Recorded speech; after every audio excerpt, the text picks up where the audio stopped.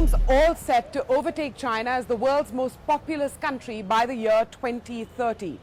As the population grows, so does the healthcare burden. Imagine a huge population vulnerable to genetic and chronic diseases with minimal access to timely diagnostics and treatment. It's a ticking time bomb. Take chronic diseases, for example. Chronic diseases account for about 53% of all deaths in India. The World Health Organization predicts that over the next 10 years, over 60 million people will die from a chronic illness. Can we rebalance these worrying trends? Can science change the face of healthcare in India? I'm Manvi Dhillon, and you're watching DuPont Presents The Power of Shunya, Quest for Zero.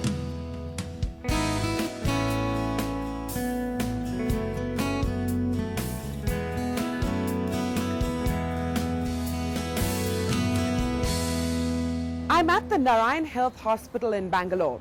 This organization and its founder, Dr. Devi Prasad Shetty, have one mission: innovative thinking that can bring healthcare to the uninsured billions.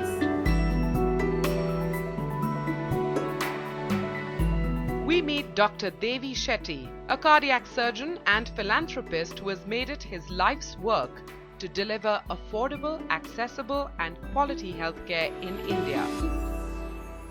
Dr. Devi Shetty, thank you for having us here at the Narayan Health Hospital. We're reflecting on India's healthcare burden. As the population grows, one imagines so does the healthcare burden. Do you think that right here, right now, our healthcare burden is already at an alarming size? We are at a crisis point. We are in a very bad shape in terms of delivering healthcare. I'll just give you one statistics. Let's look at the heart disease. Forget about all the others. We are 3 times more vulnerable for heart disease than Caucasians. And we develop heart attack at a much younger age. The average age of my patients in England was about 58 to 65. In India, it is 45. The challenges, and you've focused right here, right now on heart diseases, but the challenges seem so immense. In a nutshell, if you had to say, this is our biggest challenge in healthcare, what would you say that biggest challenge is? The most important challenge is we are short of 1 million doctors, 2 million nurses, and 3 million beds. This is the challenge. And a country of 1.2 billion population, can you believe we have less than 20,000, 22,000 anesthetists? More than half of the specialist position in all the government hospitals are vacant. And we have a great opportunity to fill them up in less than 2 years, but we are doing nothing about it. So then, are we at a point where we should be absorbing more from the rest of the world and how they approach the management of these diseases? Or is our innovation going to have to be homegrown? We can beat all the countries in the world in innovations which can dramatically transform the way the healthcare is delivered. But we need to have a policy changes and a proper approach in that direction.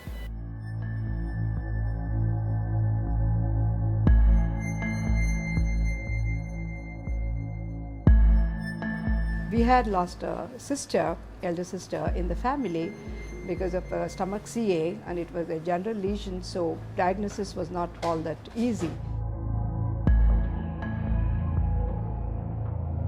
When my gynec referred me here, I came with a lot of misgivings, but I did come, and as luck would have it, yes, there was a very early stages of the CA of the right breast, which did get indicated at that time. You know, you have to just face it. It's life is a challenge, right?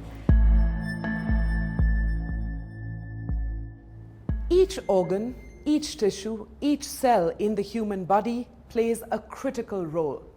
Mapping and understanding the information in our cells has become the new frontier of medicine, genomics. Genomics increases the medical community's ability to tailor treatments, for individual patients. Today, I'm at Strand Life Sciences, Bangalore, a company with cutting-edge clinical genomics capabilities. Armed with these capabilities, Strand Life Sciences is forging ahead on cancer detection and testing of drug treatments. Join us as we explore how the innovations at Strand Life Sciences could transform healthcare in India.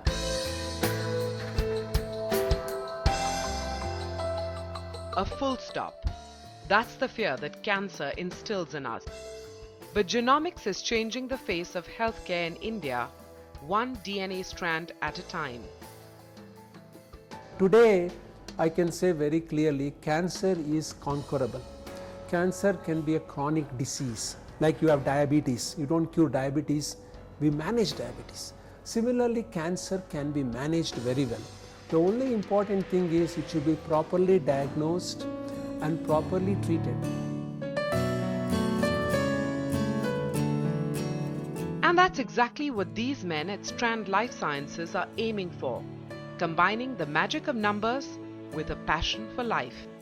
Strand grew out of this idea that you needed to bring together the best in computer science and biology in one environment and work on some of the problems that were opening up. A change in an individual's genome structure causes cells to multiply uncontrollably and causes cancer. Targeted and personalized therapy based on a patient's DNA print, that's the leap ahead in cancer genomics that Strand Life Sciences is working on. So this is a person with breast cancer who's come in, so there's a breast biopsy has been done, so there's a tissue that gets taken. It goes through our pipeline where we sort of prepare it for reading the genome, and this is a very famous gene, ERBB2. This is one of 3 genes that you will commonly sort of measure in breast cancer. I don't know whether you've heard of Herceptin. That's if you have this gene getting activated, then there's a certain drug called Herceptin that works. So immediately when you look at this, okay, this cancer is being caused by a change in this gene, and therefore there's a drug corresponding. Right? Now in this case, they did that and they treated based on this gene, and the patient just wasn't responding. And that's because the ability to look at the whole genome and look at what else is happening wasn't there, and which is what we are providing. And immediately you see that there's another gene where things are changing. And if you have this gene along with the first gene that we talked about, then there's actually a study that's been done which says that if you combine the drug for that gene and the drug for this gene, then chances of survival are much higher.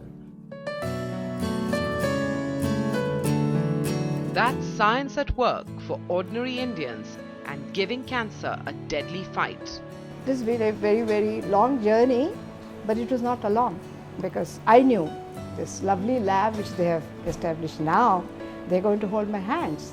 God forbid, if I do get a secondary again, I know I can always come to TriStar and laboratory, and they have my DNA, they have taped everything for me for the next 3 generations, whether it's for my siblings or for my children, they've got it all in their records.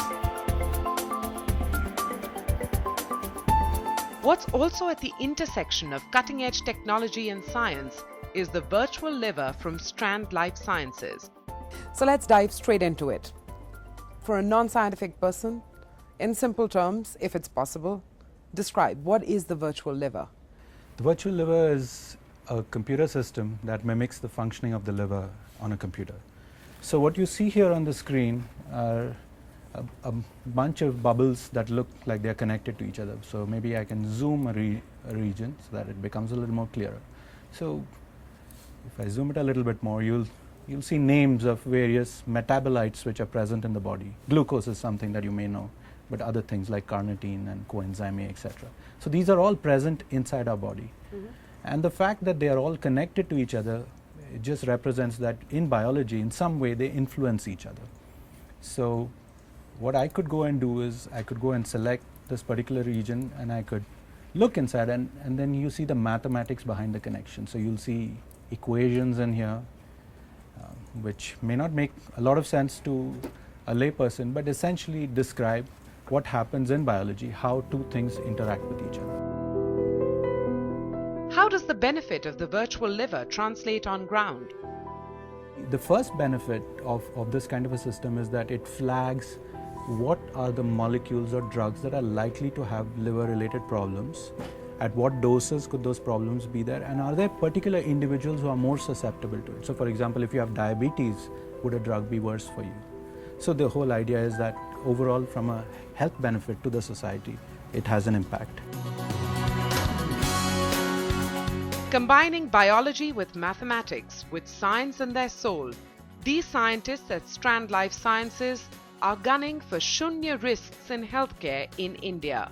Everything here in Strand is about the power of Shunya. I think we've always we stepped out of the ivory tower of academia and built Strand essentially because we felt that that was what was needed to be shown as an example of how you go from academic research to translation and commercialization.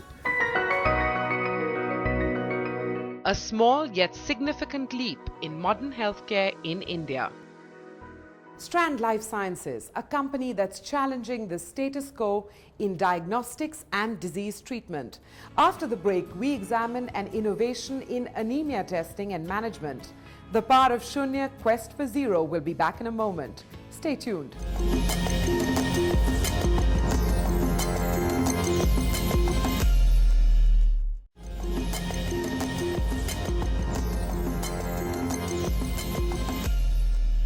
Did you know that over 50% of women in India suffer from anemia?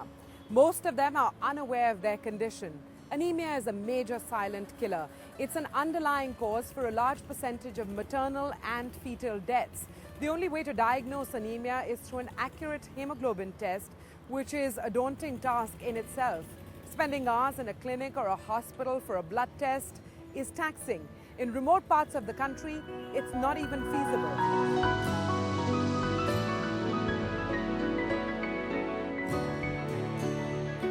But there is an invention that tackles the challenge of accessibility and affordability of anemia testing. Amber Srivastav is a former student of the Indian Institute of Technology, New Delhi. He has come up with a pocket-sized, portable, affordable device for anemia testing. Let's take a look at how this small device is helping us fight an important challenge in India.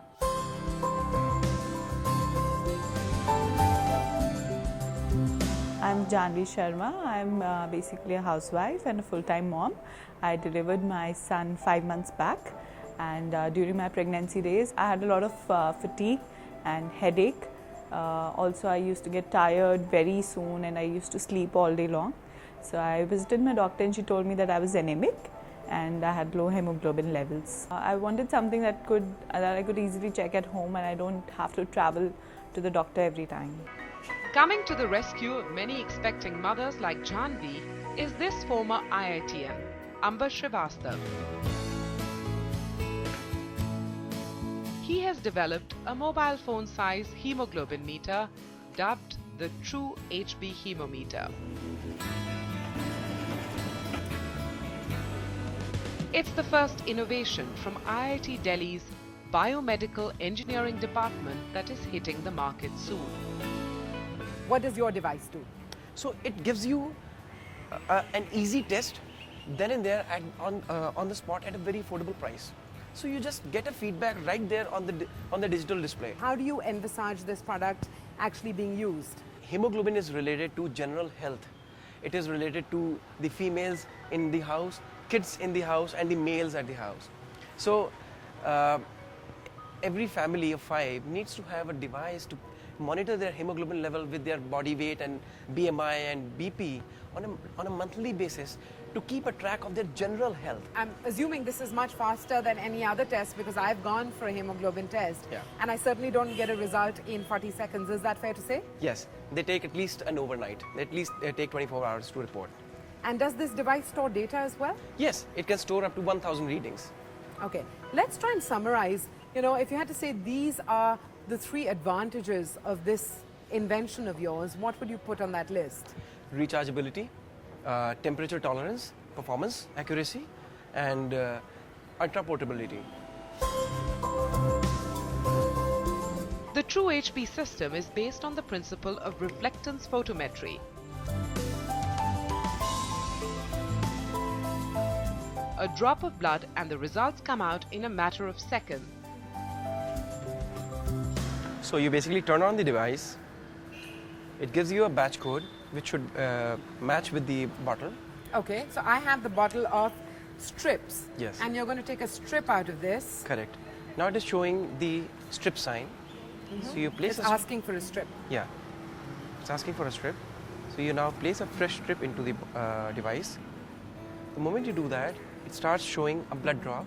So it's asking for a blood drop. Okay. Now we'll have to prick you. I am the volunteer, so Yeah. I am going to offer myself up Correct. for testing today.